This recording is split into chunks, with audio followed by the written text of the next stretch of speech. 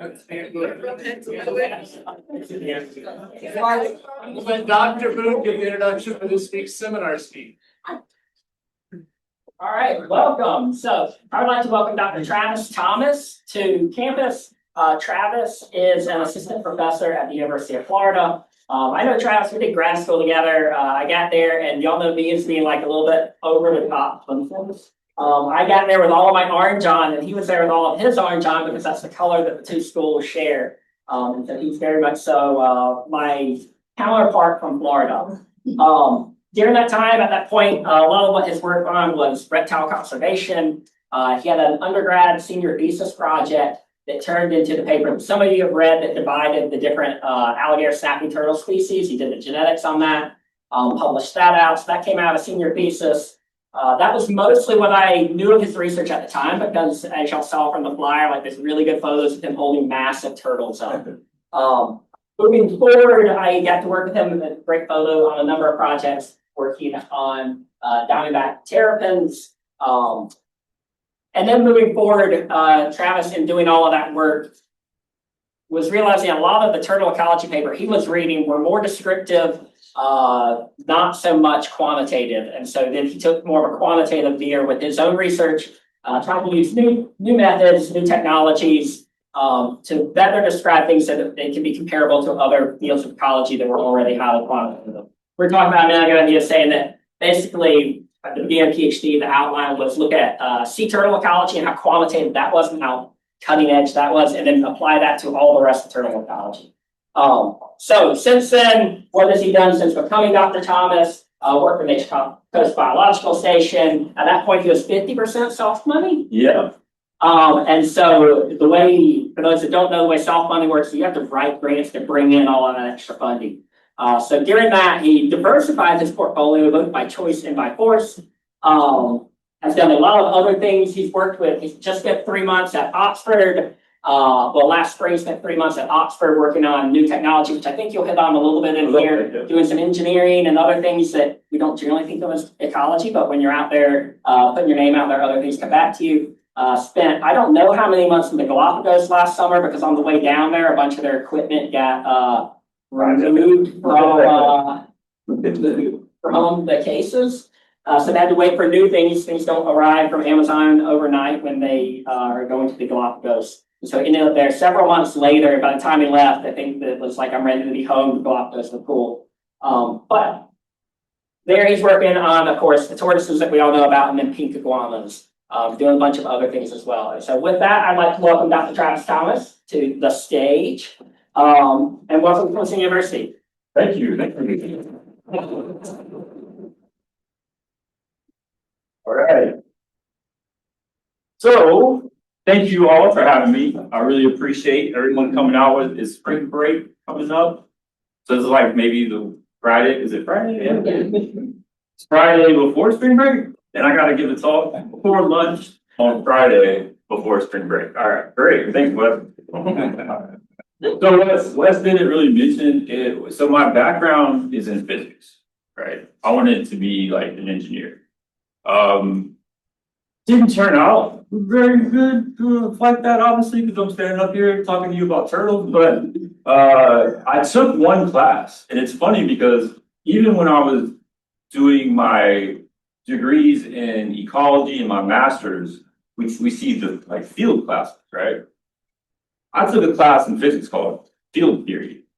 Don't ever take field theory, okay? So later on, when I was doing my master's, I was really hesitant. Anything with field in it, just give me kind of a weird feeling. And that's because in physics, fields are like calculating gravitational fields and electromagnetic fields, like by hand on chalkboards.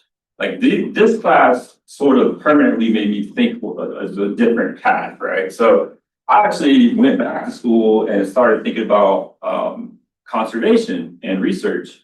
And that was because I had the privilege of working for the Department of State. I got to travel through Africa and some other desert parts, and I got to see some tremendous wildlife species. And I met a PhD student from the University of Massachusetts or something like that. He was working on elephants. I had no idea people even did that, right? So I grew up pretty, I wouldn't say poor, but I didn't have a ton of opportunity growing up. At least I didn't think so. That's because my parents didn't go to college. I mean, no, didn't think I would ever go to college. But I spent 1 week working on my granddad's farm. 1 week in a watermelon field. And I was like, I'm going to college. I can't do this. I'm not man enough to do this. People are out here lifting heavy watermelons for 12 hours a day. All right, you broke me in a week. So I was like, what can I do that I'm interested in, that I'm passionate about, but I can tolerate, that won't like completely drive me crazy? Well, I really like reptiles, specifically snakes. Now you can see right here, this is what a pit viper bite looks like, and that's my left hand. My left hand is still numb to this day. I have nerve damage and stuff like that. So my first year working in wildlife ecology, I decided to pick up a pit viper. That's how I ended up working with turtles. So yeah, did you love turtles from the beginning? And no, I thought they were interesting. I never really thought about studying them for a career. I was fascinated with venom and kind of the physics of envenomation and how the mechanics work with the heat sensing pits in the front of the snake. So that's what, I can't be around pit vipers. I had 16 vials of crowfab antivenom. I was in the ICU for 2 weeks. So I can't have any antivenom anymore. So they're like, you got to choose something else to study. Again, now I went out with a professor. His name is Jerry Johnston. And that's the first alligator snapping turtle I caught. The only reason why he even asked me to go is because I could drive a boat, right? I knew how to drive a boat. He didn't. He asked me to come. Now I'm here, standing here talking to you all about turtles, right? So opportunities and, circumstances and crazy situations can kind of put you in a position that, you're able to actually contribute things that you might have a background in that other people might not have. And I learned from people that know a lot more about wildlife. And then I try to contribute in other areas that I have some knowledge that is a little different.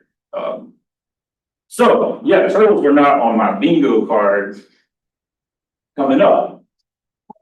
They are an excellent model species if you're interested in conservation or population dynamics, mainly because they have been around for a long time, but they are terrible at replacing themselves. It's actually a miracle that any of them are still here, to be honest with you. They live really long, but they don't mature for sometimes to like 15, even 20 years. So a little thing like this. Now, if you're like a big cat, right? If you're a jaguar and you're born, you're small. You're not this small, but who's watching out for you? You got a parental care, right? These things, they dump eggs and go. Like these hatchlings have an infinitely small possibility to reach adulthood in typical wildlife open habitat situations. So they're terrible at reproducing. They grow really slow. They reproduce at a late age, almost like a humans, right? It'd be like if we didn't have parental care and we were much smaller. A lot of us would not be here. So you can imagine, recently, it's about 53% are sort of thought to be facing sort of extinction or significant population decline. That's a lot because there's like around 400 species, give or take 40 or 50 that probably haven't been described yet. And half of them are pretty vulnerable. This is where we have the problem. Right here. Because you have the life history traits, we can't change that. That's how they are. But then we have conservation issues, and this is usually from our activities, human activities, poaching, harvesting for meat. This leads to population declines, but then when the populations decline, you have less fecundity, right? So now you have an animal that reproduces really poorly, and now there's less of them, right? So this sort of is like a negative feedback loop over and over and over again, right? So they're cropped up though, because adults are large. The babies and juveniles are kind of hidden. So what happens when you see a bunch of them? You're on the river and you're counting all these turtles out there everywhere, right? But as a few years go by, the adults may have natural mortality, and then they just disappear, right? So they're cropped up, and then the populations crash like big, and it's usually a little bit too late to try to do anything about it. And I like to think of almost everything in complex systems. And this is what you will hear in physics. If you go take any physics class today, you'll take a class in particle physics. They'll talk about complex systems. They'll talk about emergence. And the best way it's not really super like easy to define, but what I take away from this is that there are things that are hidden from us, right? We see certain things, and in our mind, we generalize those things in affecting populations.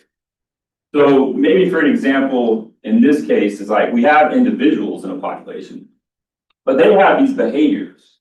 The behaviors affect the demography, like survival and growth, the population growth rates.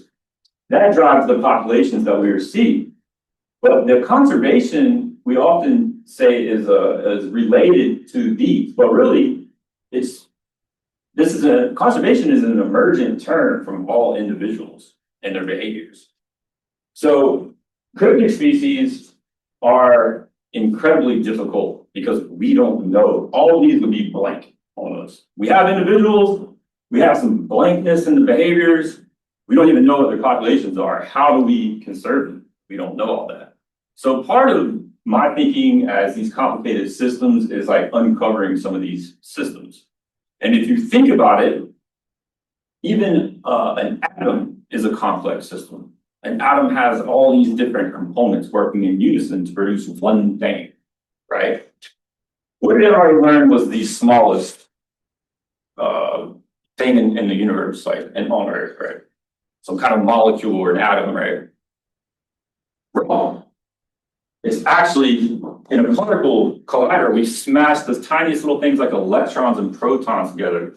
They're made up of other little things. So the smallest things that we knew of were actually systems too, built into other systems that were a part of another system. We're good at defining ecosystems. That's big, right? We can see these big moving like rivers and forests, right? That's obviously a system. But a population is a system. An individual is a system, right? One sort of virus in a turtle is actually a unique system. So trying to uncover some of these cryptic pathways and gaps, I think is a good way to frame conservation, because it's really hard to apply any measurable conservation on stuff you really don't see or know that's going on, right? So this is where I'm able to dabble a little bit and help other researchers out. I really like math, and I really like engineering. Full stop. Like, I do this selfishly. Like, I will do it for fun. I have to be careful because I will not do my job and make GPS tags all day. That's like not really what I'm supposed to be doing. But these they can either be a time sink or they can be incredibly useful. And it's okay to have both, because not all things work. This is a robot that I built last year. One of our students was in engineering, very sure that we could do certain things and measure transects with a little robot. And this thing is loaded. It's got artificial intelligence, it's got computer vision, it's got a neural network running through the camera, it's got LiDAR, it's self-steering, automated. It's great in the hallways, right? We took it in the field, it like got stuck right away. It went down a tortoise burrow, couldn't turn around. So we had to like build a new tool to go get the tool that we built, right? So some things work, you're only gonna hit on about 30% of what you develop. That's a really good rate. So I try to stay around that. And it is okay to like have some hypotheses and try different ideas, because eventually something will work that will be useful. What I'm working on now are GNSS tags. And these are GPS satellite tags that are capable of receiving more than just your typical GPS satellite signal. When we use GPS, we use this term sort of generically, because the American GPS system was the first one, but the European Union has Galileo now. It's the same thing as GPS. Any satellite with a precise atomic clock and a known orbital path is GNSS. This is multi-band satellites. China has their constellation, Japan has a constellation, India has a constellation. So these tags they're able to pick up the GPS American satellites, which is like 42 different satellites that are crisscross orbiting the Earth at any one time. So times 3, this satellite tag has a probability of getting, instead of like 16 satellites, it can get 30 to 40. So the more satellites you can detect, the better you can triangulate, and that leads to improved accuracy. We also developed, I did not develop this, first of all. A guy named Jonas Bochart at Oxford University. He's did his PhD in physics and engineering. He's brilliant. What I did is figure out some wiring, figured out some housing solutions, pilot tested and adjusted some of the firmware to be more applied to where researchers and conservationists might find them useful, right? If you talk to an engineer, they'll just tell you some code and go figure it out kind of thing. So I had to be sort of the mediator between the engineers and our conservation practitioners in the field.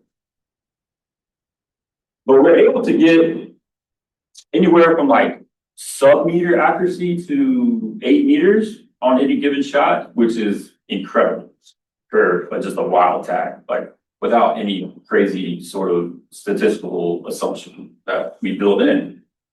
So we've been pilot testing these all throughout, and I'll talk a little bit about that. So just give you an overview of some of the stuff I do. I'm going to use like a few case studies pretty much, but typically I work on either vulnerable, threatened, or endangered species. One species I work on is critically endangered. It's called the giant Amazonian river turtle, or the Arua turtle, Podocnes expansa. This is actually in Guyana. I work with a professor named Matt Hallett, who's also at the University of Florida, and he works on jaguars. And I was like, hey man, you got a cool turtle down there. He's like, well, why don't you come with me? And I was like, all right. So this is one of the most remote places I've ever been to in the entire world. I saw pictures of it, and I've been to a lot of remote places. I work in the Amazon. This place in Guyana, I've never seen anything like it.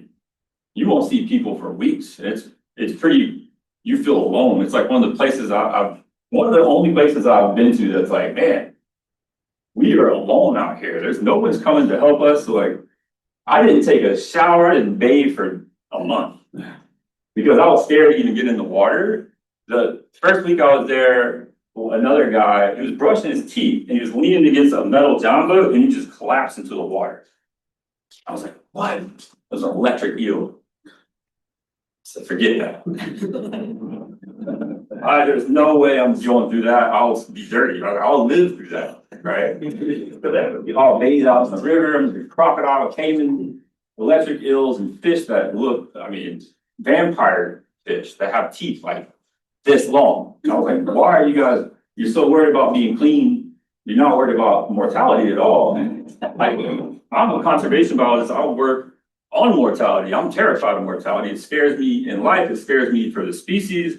There's no way I'm bathing with y'all. So Guyana, and then we have, locally, you guys have a ton of here in South Carolina, Diamondback Terrier. These guys are beautiful, really cool estuarine turtles. And I think if you really did a thorough assessment, they'd probably be threatened. Vulnerable is, almost everything is vulnerable, really, if you're a turtle. I think they would probably be up a level or even maybe perk off looking at some of the data.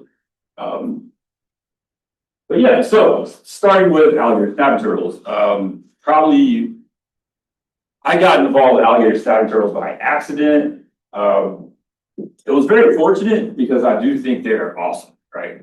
I ended up working on one of like the meaner turtles that's around, like the more dangerous sort of. If you wanted like to still be a little dangerous and not work with pit vipers, if you're going to work on a turtle, this would be the one. So people still say I'm still, living out my crazy sort of not dangerous, but I've never been bitten, but some of my colleagues have been bitten. It's not good. It's not pretty.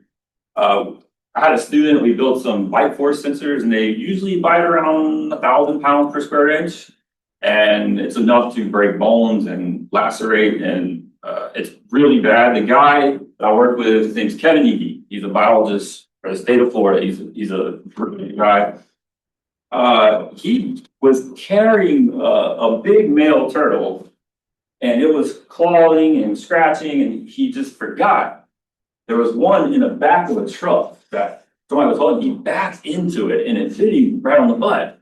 Luckily, it didn't get him like on an arm or something. It was it was probably 125-pound turtle, big male, big head, locked onto him, and he made a noise that I'll never forget that noise. He's a big guy, and it was a very like kind of a shrill voice, and it's haunting, right? So here's the problem. We have these really old, long-lived species, but this is a 1.5-year-old turtle. It's super small. They're really good. They're really well camouflaged, right?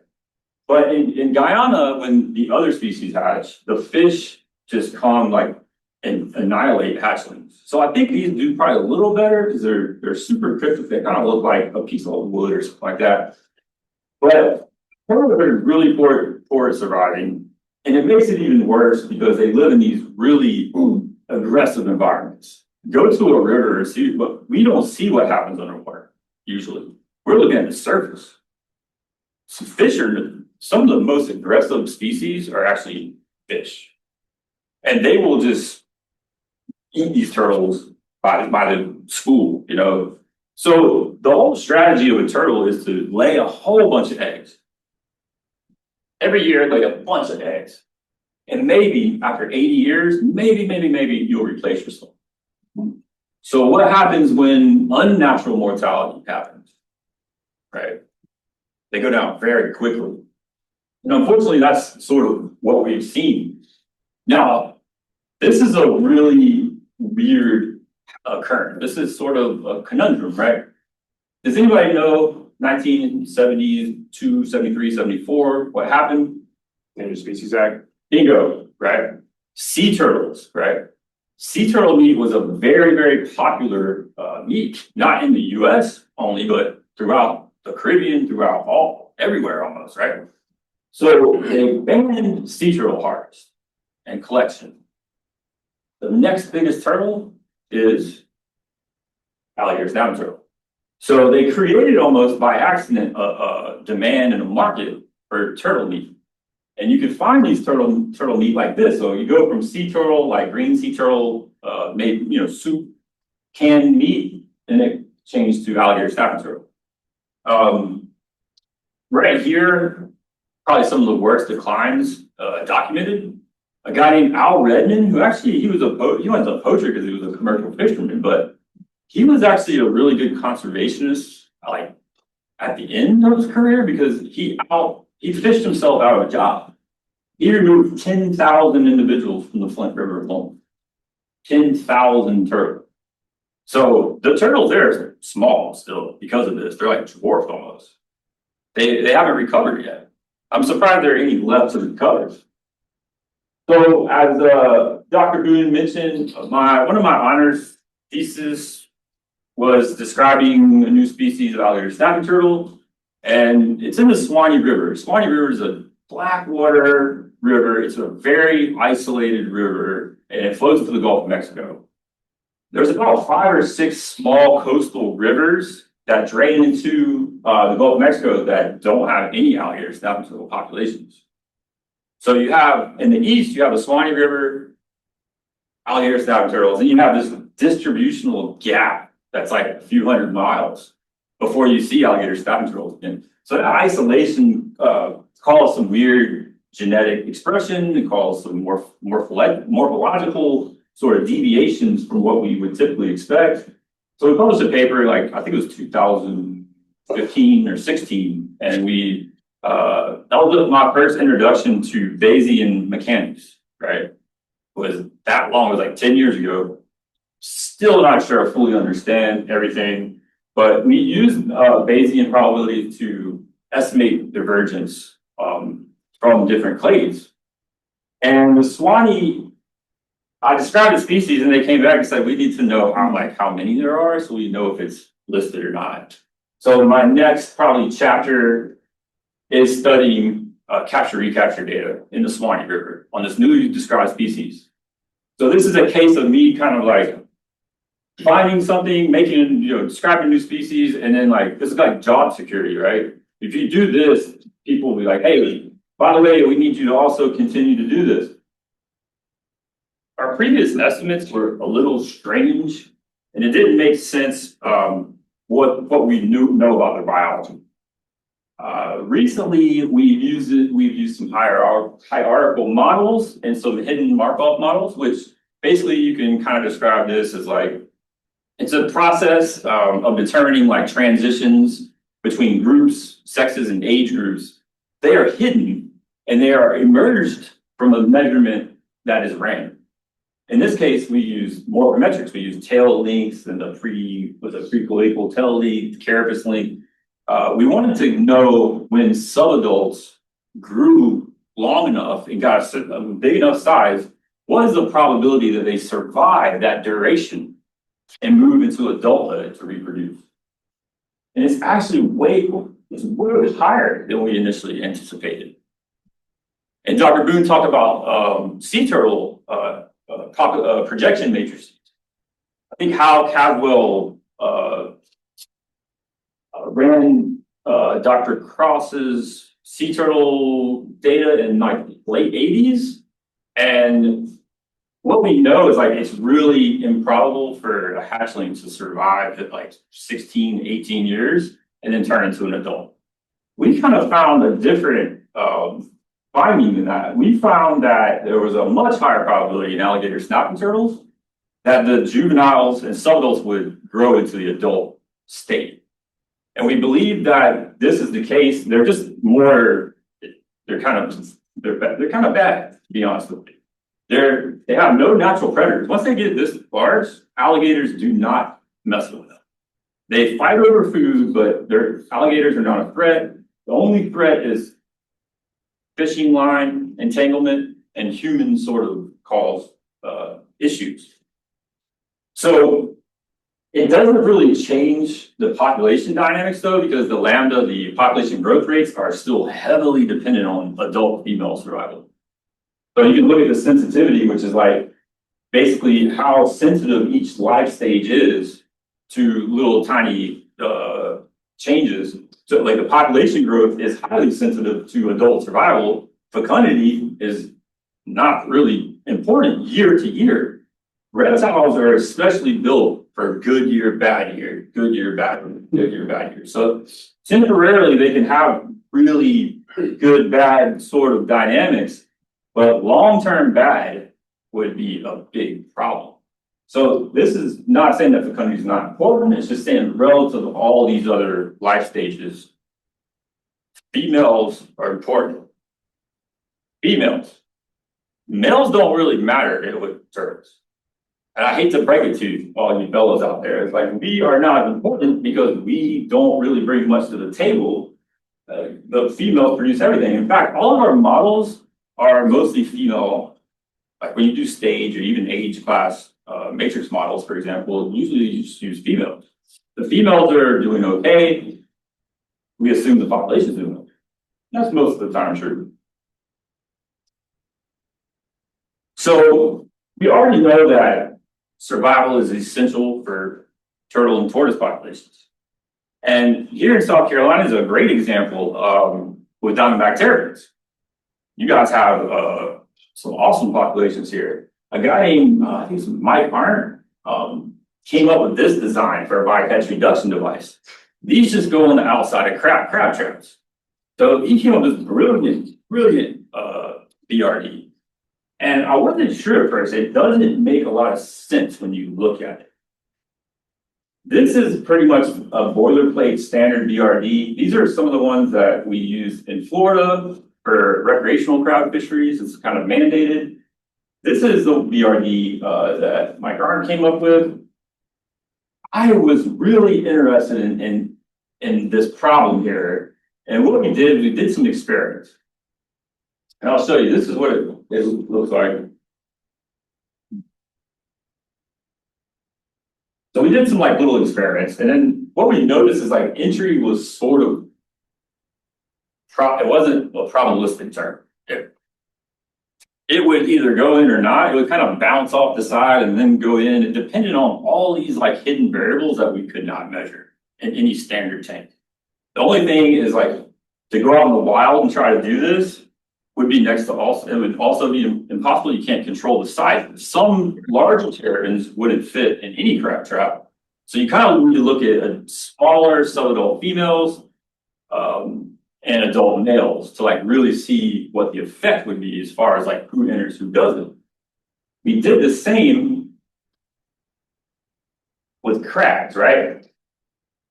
So this was actually scary. Blue crabs are super aggressive. They're mean. I had to buy one of my students chainmail. The crabs in Florida are huge. And it's interesting because, I'll play it one more time. The blue crabs, what? The blue crabs in Florida get enormous, but it's not like a culturally sort of, there's not like crab boils like there are in Virginia and Maryland. So we sell all of our crab because the fisheries, people get a lot of money for it in other states. We have, you know, like fill the width of a 5-gallon bucket type of blue crabs. I'm serious when I said we had to get special gloves for my student. He kept, you know, getting his finger crushed. So we did the same process. We wanted to know like which crabs can enter. But then we realized like this is a geometry problem. Everybody else has tried to study this with probability theory, which is great, right? But we use simulations and morphometrics. Like we assume, like you've heard of Murphy's Law, right? It's kind of misapplied sometimes. Murphy's Law, and then Murphy was an engineering and a physics guy. If it can't happen, it probably will given infinite time. So we kind of took this approach. If a crab or a terrapin, given enough time, if it could get in, that individual might not get in, but one like it would eventually over time. So we use a lot of simulations, and this is where mathematics can be extremely useful and powerful. One, we can control all the variables. Two, we can use enormous computing power. And my startup was not hard dollars. What I asked for is our supercomputer. We have a HyperGator supercomputer that's a NVIDIA campus at UF. So I have like 500 cores that I can call at any time to get something done. And it still will take like 16 hours for some of these to run. I mean, this is enormously fast computational, but it still takes a lot of time, right? You can think of what we did is if you took a crab or a terrapin and you kind of put a flashlight behind it and you kind of tilted it like that, basically projected its body over all these radii in degrees, tilts, yaws, rotations. And we just simulated almost every possibility of entry from all different angles to see if it could get in, if it could not. And this is to scale. So this is that much larger than that, right? And this is where Mike Arndt was brilliant in coming up with this, because this shape, these corners, are enormously important because it allows a little bit of wiggle room for the crabs due to them walking sideways. You've seen a crab walk, right? They don't walk usually forward, they walk to the side. That's the brilliant thing about this. It lets crabs in, but terrapins oftentimes come straight on. Terrapins aren't going to turn sideways and go like this, right? They don't do that, hopefully not. But the control that, our BRD design, none of these were meaningfully different. But it's actually, that little square kind of rounded one is actually a little bit better. These are posterior distributions for probability. Even fish the same size crab and everything as the control with no BRD. So not only is it better than the control of capturing, or the same, it is better, way better at blocking adult terrapins.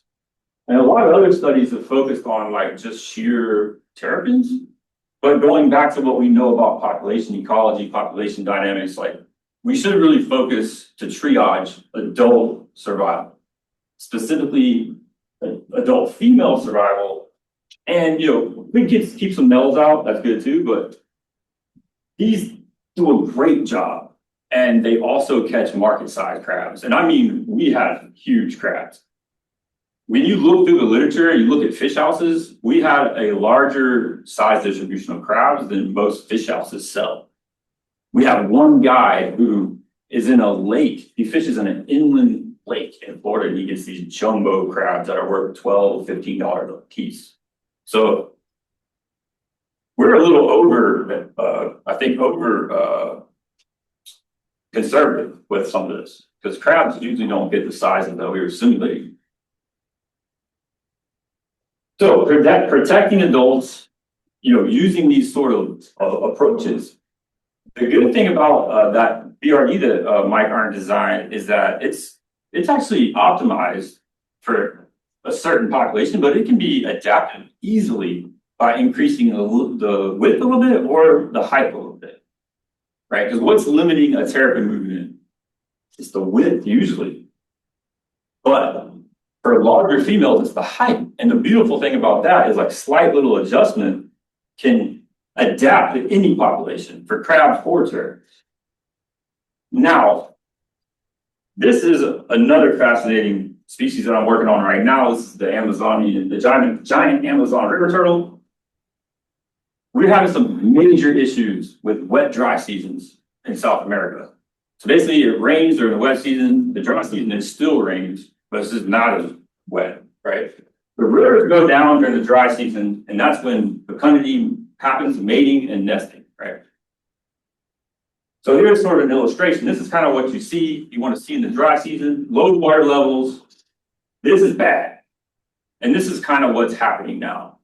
It's getting dry, the turtles come to nest, and then the water levels come up, wash the sandbars, ruin entire, I mean, these things synchronized nests, so it'd be like 10,000 individuals nesting at one time.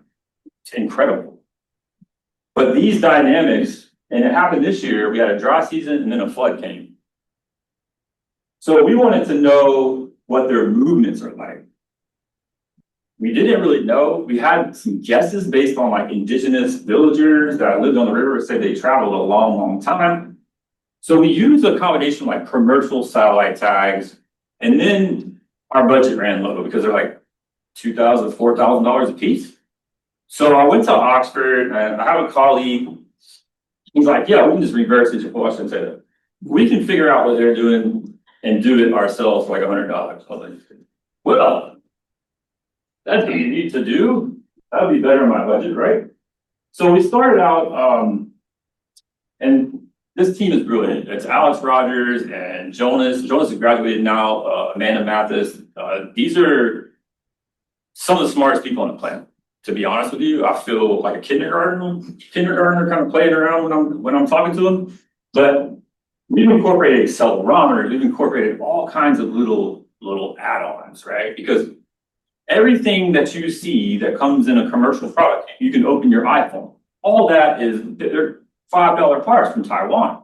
If you know how to utilize them and to leverage them, and you know a little bit of programming, you can put stuff together on your own. The issue is it's always cost benefits. And time is probably your most limited resource. Like that's for everybody, almost every career, right? So it needs to be time beneficial to you. Like if it's not, if you have a big budget, don't do this, right? If you have a limited budget, this might be of use. And this is sort of what we've been working on. So this is the GNSS tags. This is Snapper GPS. although we've edited the firmware, the programming, the hardware, all this stuff was open source. And we are getting some really incredible results. So you can see like this is on a Galapagos tortoise. You can see like the activity.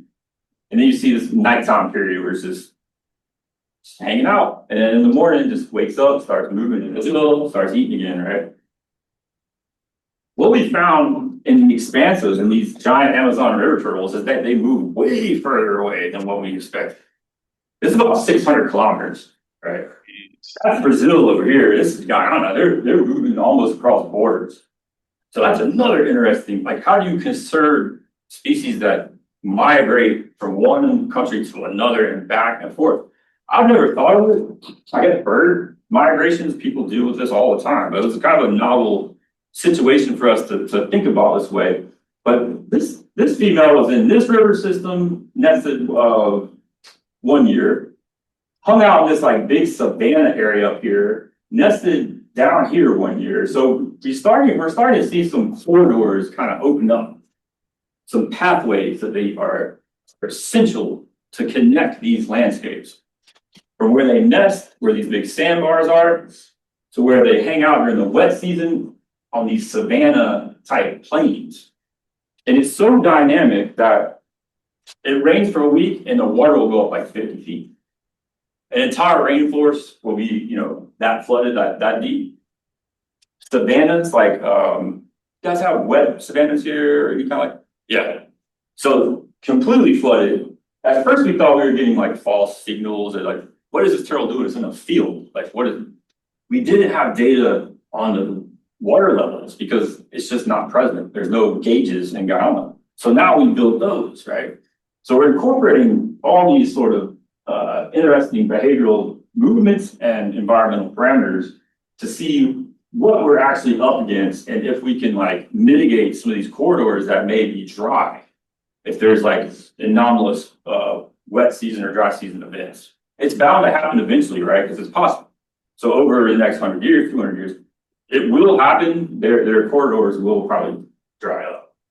So this is some results right here. This is just the same tag, but we're able to also like solve issues. This is a farmer in the Galapagos. We were able to know like this big Galapagos tortoise, they get in a farmer's field and just eat everything. It was like 2 weeks. All the crops are gone, right? So instead of killing them, we say, hey, we found out you need to fix this patch right here. This is where this tortoise is entering over and over and over again.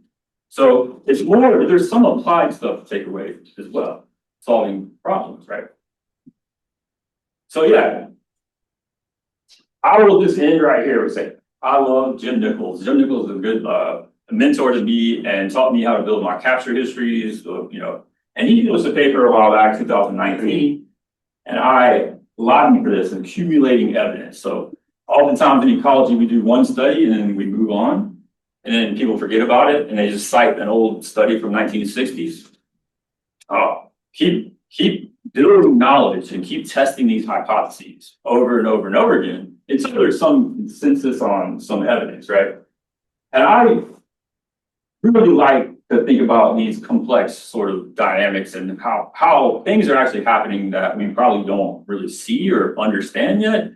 And utilizing some of these new technologies allow us to sort of peel back. It's kind of like peeling back layers of an onion to like see stuff that may be inherently hidden from our vision. And yeah, that's sort of my overall what I do, right?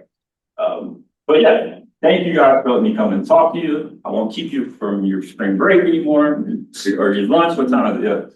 So yeah, thanks to Matt Newton, Tom Hobbs. This is where I learned statistical mechanics really, and probability theory. So it's very important. And a lot of colleagues at UF, Oxford, and a bunch of other places. This is a very broad list, but these are like the main characters. But there's a lot of supporting people. My whole lab is great. Thank you so much for allowing me to come and share some stuff with you today. And we have time. Sorry, I'm happy to talk.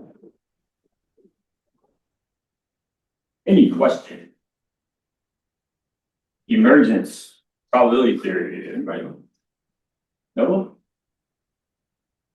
Yeah, Did your background in physics prepare you for all the modeling that you do that is basically built on a lot of old physics models? No.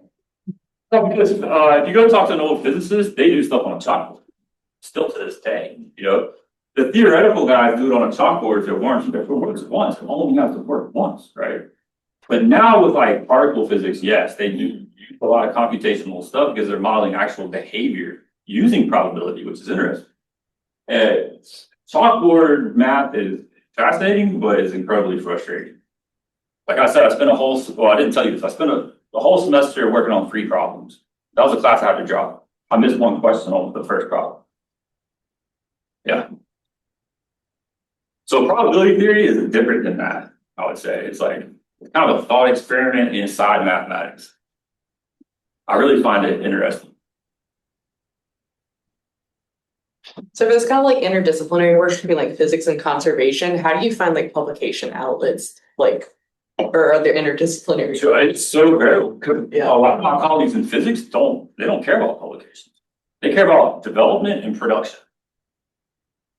The theorists do, but a lot of the applied people that are working on technology, you know, they'll publish stuff in open source and they want people to use stuff. They want things to be useful. I think it's great. I think we could kind of benefit from that in ecology, right? Because we work on these publications, so it's so publish or perish. And there's also some probably tools that you could come up with that would be just as useful in as a paper, I think. One question. Yep. I have 2 questions. One, so in that picture of your finger, did you actually just like pause and take a picture of your finger in that moment? Oh no, I had a friend. Sorry. I had a friend. So this is how crazy this was. Like, my dad was like, "Don't you mess with those snakes. If you do get bit, don't call me." And like 2 days later, because I had an aquarium in my room when I was 20 years old. I think I was 19 or 20. And I wanted a pit viper because these little baby Chistrodons, they had these like little fluorescent green tails. I just thought that was cool at the time because you're 19 and you're overwhelmed with testosterone and you think you're invincible basically. So I would just reach down here and grab one of these snakes, but there was a big adult right next to this little thing. I didn't even see it. My buddy just had a camera with him. And this is pre-digital cell phone camera. This is a film camera. He was Johnny on the spot with it. He's like, I don't think he got you. And I was like, my hand's numb, man.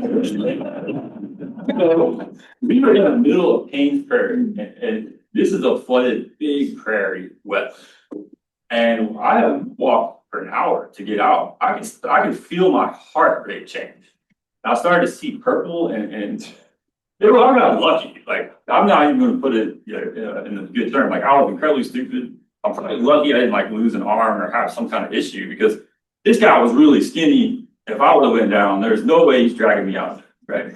We had no phone. We had no water. We had nothing. Like we were 2 miles in the middle of this big prairie, and we pulled off the side of I-75. That's how we accessed this site. So he had to go to another exit, turn around and come just all the way back to the hospital. So I'm like, I don't know if I'm gonna make it. So we're gonna take document the whole thing. So yeah, my buddy Eric Shriver, West, you met Eric. Yeah, high school friends are funny. They're there for you to have pictures to remind you, 30 years down the road, But yeah, I immediately rethought everything after that. That was a kind of like, oh, maybe there's other stuff I could do besides snakes and. So the tractors you're putting on giant river turtles and like, what is the battery like? Oh, that's good. So I didn't have time to go into details, but it's tremendous because these tags use what's called a snapshot procedure. So it's not a continuous signal like in your phone or a normal GPS unit, right? There's not, it's taking, I think it's 13 milliseconds. So it's an instantaneous, you can think of it like a picture. So it's taking a picture, but with an infrared antenna that sees infrared radio waves. So satellites give off radio frequencies and radio waves.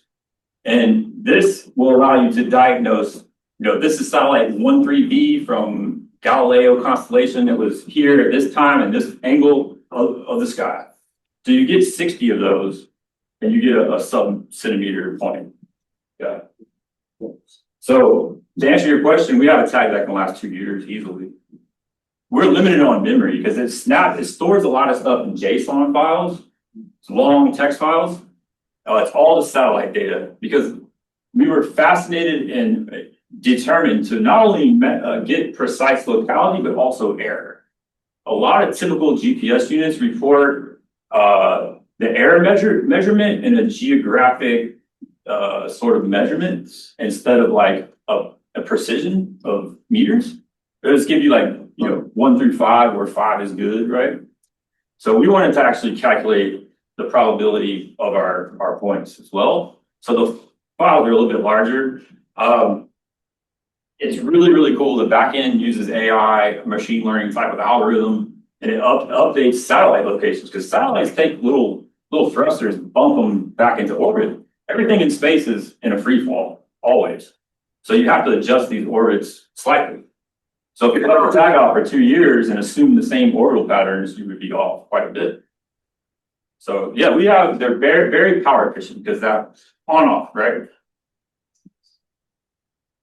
And we have some programming that allows us to take for nocturnal species, we have ones that'll take, a fix every 30 seconds for 15 minutes at a time, and then shut down for an hour, and then come on every 15 minutes. We can program it to do anything. It's up to the researcher really to have some knowledge. It's kind of like a Bayesian sort of prior. You might not have a ton of knowledge, but you have a little bit of information. The species might be nocturnal, might be more active this time of year. That helps everything. This is a data management question, right? We're limited in space. We need to know what's the efficient interval to capture as much data as we can. How do they do underwater? Will it give you a point if it's underwater, or does it need to be seen in the sky? So it needs to be at least 3 centimeters above, not above, but from the surface. Radio waves just refract on water. So no satellite tags are really going to be now microwaves. There are some military frequencies and satellites that kind of do penetrate. You don't want to be near these. These are like X-rays that will harm you probably. So I'm guessing that's how they talk to submarines and stuff like that. For those really narrow, high power, nano sort of wavelengths, really proprietary and probably classified, right? But they are out there. But I don't have a way to do it. Yeah. So before this, you mentioned something about, recruiting engineering students who can learn a little bit about ecology versus ecologists. Yeah. The other direction, but so what about for us in the room ecologists? Do we just find a good friend? You guys have an engineering school? There's somebody there bored. I can guarantee it. Because I was an undergrad working on problems, and I was super bored with what I do. And we've all experienced this, probably. I'm speaking for all of you right now, but have you ever supposed to have a project and then you prefer to work on your side project a little bit more than you your own research? That's how they feel too. You come up with hey, I got this turtle. They're like, turtle? Yes. So people are so willing to help. That's what I've found. And for a 2-year master's student, if I'm going to have them working on tech, I would recruit an engineering student that doesn't hate tech, that doesn't hate wildlife. It's way easier for them to do this stuff because they are just naturally. Because by the time I get through training a master's student, there's 6 months for them to do work. But a PhD student is different. If anybody is interested, I have some contacts. I don't have contacts around here, but I have contacts in a lot of big universities. They're always looking for side projects. They just get bored with answering one problem all day. That's what happened to me. So, yeah.